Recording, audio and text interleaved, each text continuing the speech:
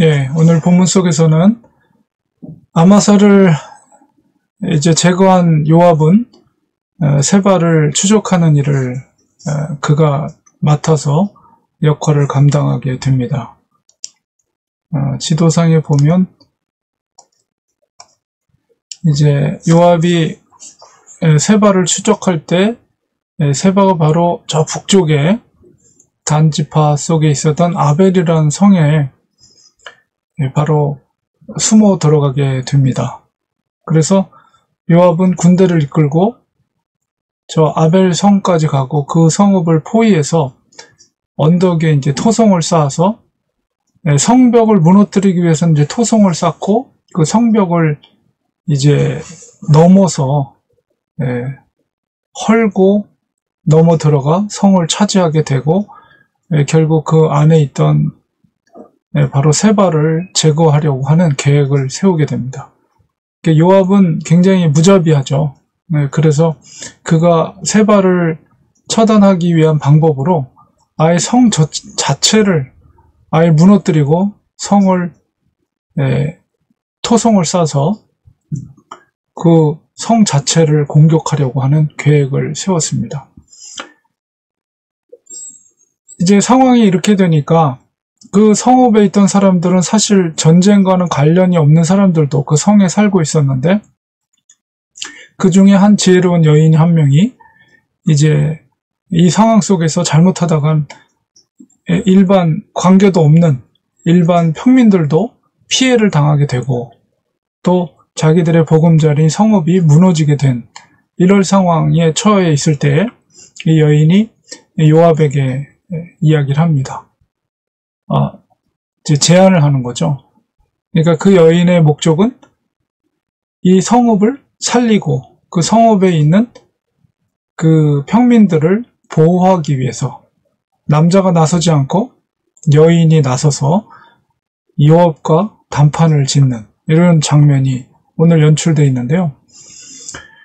그래서 여인이 말합니다. 왜 이렇게 충성된 자 중에 하나이고 어머니와 같은 성읍, 이 아벨 성읍이 그런 성읍인데 왜 이 성읍을 무너뜨리려고 하는가?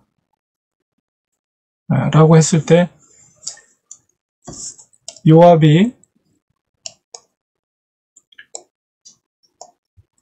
이야기합니다. 결코 너희들 관계없는 사람들 혹은 이 성읍을 무너뜨리고자 하려는 것이 아니다.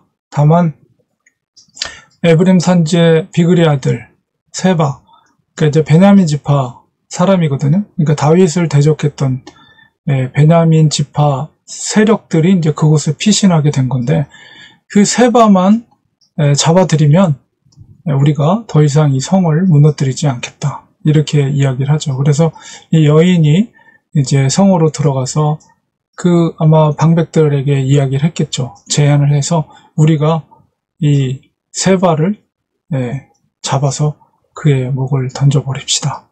이렇게 방백들에게 아마도 요청을 한 것 같습니다. 결국은 이 여인의 제안대로, 왜냐하면 성읍을 살려야 되기 때문에 관계없는 다른 평민들이나 그런 성이 무너지는 것을 방지하기 위해서 결국 그 성읍에 있었던 사람들이 세바를 잡아서 그의 목을 치고 목을 성 바깥으로 요압에게 던져버립니다. 결국 요압의 입장에서는 세바만 제거하면 그가 추격하는 목적이 달성이 된 것이기 때문에 더 이상 그 성에 대해서 공격할 이유가 없어지는 거죠. 결국 요압은 그 세바의 목을 이제 보고 결국은 모든 군대를 다시 예루살렘으로 다시 돌아오게 명령을 내리고 왕에게로 돌아오게 됩니다. 그래서 이제 다윗 왕의 마지막 위기 상황 가운데 있을 때 모든 최종적인 정적들을 제거하게 됐죠. 물론 아마사를 군사령관으로 세워서 이 일을 주도적으로 하기를 원했지만 그것은 요압에 의해서 그 뜻은 이제 이루어지지 못하게 됩니다. 결국 다윗은 요압과의 관계 속에서 여전히 불편한 관계 속에서, 그러나 요압은 나름대로 이 정적을 다 제거를 하고 예루살렘으로 돌아오게 됩니다. 이 사건 속에서 평화를 이룬 그 지혜로운 여인을 통해서 전반부에 보면은 19절에서 이스라엘의 화평하고 충성대전 중에 하나. 그래서 화평을 이루려고 했을 때 그 성을 지혜롭게 성을 구했던 여인의 모습 속에서 정말 전쟁을 벌이지 않고 희생을 최소한으로 하면서 서로의 목적을 줄 수 있는, 특별히 그 여인의 입장에서는 자기의 정말 아끼는 성읍을, 그리고 자기의 가정이 있고 많은 평민들이 있는 그 성읍을 구할 수 있었던 것은 그 여인의 지혜였다. 그래서 우리가 전쟁을 벌일 때, 누군가의 전쟁을 벌일 때 가장 희생을 적게 하면서 승리를 윈윈할 수 있는 방법을 구하는 것이 전쟁에서 가장 지혜로운 것이죠. 그런 지혜가 이 여인에게 돋보였던 것을 보게 됩니다. 그러니까 우리가 위기 상황 가운데 있을 때, 그러니까 그 여인의 입장에서는 위기 상황이죠. 그 성읍이 완전히 포위가 되고 요압의 군대에 의해서 포위가 되고 당장이라도 성이 무너지고 군인들이 쳐들어와서 관계도 없는 평민들을 해하거나 재산들이 축나거나 그런 일들이 발생할 수 있는 아주 위험한 상황 가운데 이 여인의 지혜로 말미암아 성읍도 살릴 수가 있었고, 또 요압의 입장에서는 다윗의 정적을 제거할 수 있는 그 역할들을 하게 된 것이죠. 그러니까 우리가 그런 위기 상황 가운데 있을 때 하나님의 지혜를 구하는 것이 필요합니다.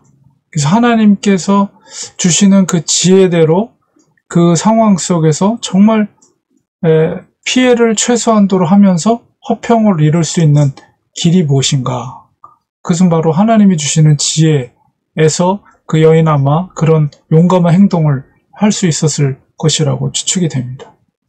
그래서 우리들도 이 땅에서 살아가는 동안에 정말 저런 어려운 상황 가운데 우리가 처할 때가 있거든요. 우리가 원하지 않았던 상황 속에 처할 때가 있어요. 정말 해결하기 힘든 상황 가운데 처할 때도 있고, 근데 그런 상황 가운데 있을 때 우리가 정말 하나님 앞에 지혜를 구하고 정신을 바짝 차리고 좀 하나님이 어떻게 응답하시고 이 상황에서 어떻게 피해를 최소한대로 하면서 서로에게 윈윈할 수 있는 방법이 무엇인가?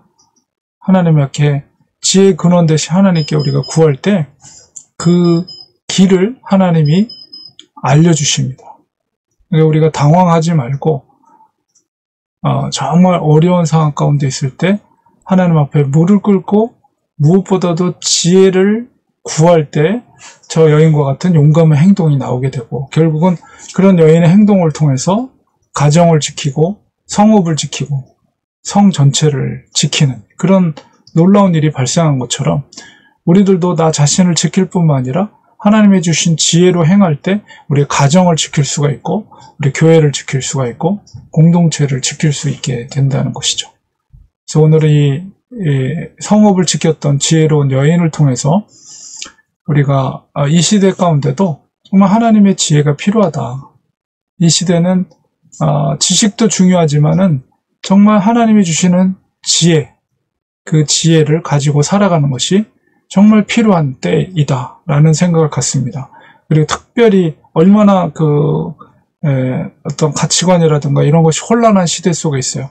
이럴 때 정말 하나님의 지혜와 가치관을 가지고 판단을 내리는 것이 나 자신을 살리는 것이고 내 가정을 살리는 것이고 또 우리 공동체와 교회를 지킬 수 있는 길이다라는 것을 우리가 깨닫게 됩니다. 그래서 우리가 하나님의 지혜로 기도와 하나님의 지혜를 통해서 어려운 시대 가운데 정말 우리가 어려움을 극복할 수 있는 우리가 되기를 간절히 소망합니다. 네, 기도하겠습니다.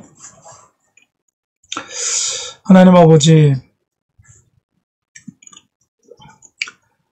무너지고 또 파괴되고 그 위기 가운데 있는 그런 상황 속에서 지혜로운 여인을 통해서 성읍을 지키고 자기의 가정을 지키고 자기의 공동체를 지킨 그런 말씀을 오늘 읽었습니다. 이 말씀을 통해서 우리들도 혼란스러운 이 시대 속에서 때로는 우리가 원하지 않는 정말 어려운 상황 속에 우리가 닥쳤을 때, 우리가 힘들고 어렵고 어떻게 해야 될지 모를 때 우리 무릎 꿇게 하시고 하나님의 지혜를 구하게 해주셔서 하나님이 주시는 진정한 참된 지혜를 통해서 올바른 판단력을 가지고 용기 있게 그 뜻대로 순종해 나갈 때 하나님께서 그 위기를 극복해 나가게 하실 줄 믿습니다. 하나님, 늘 하나님의 지혜 구원 되신 하나님께 간구할 수 있는, 기도할 수 있는, 그것을 또 분별력을 가지고 깨달을 수 있는 저희들이 될 수 있도록 주님 도와주시옵소서. 예수님의 이름으로 기도합니다. 아멘.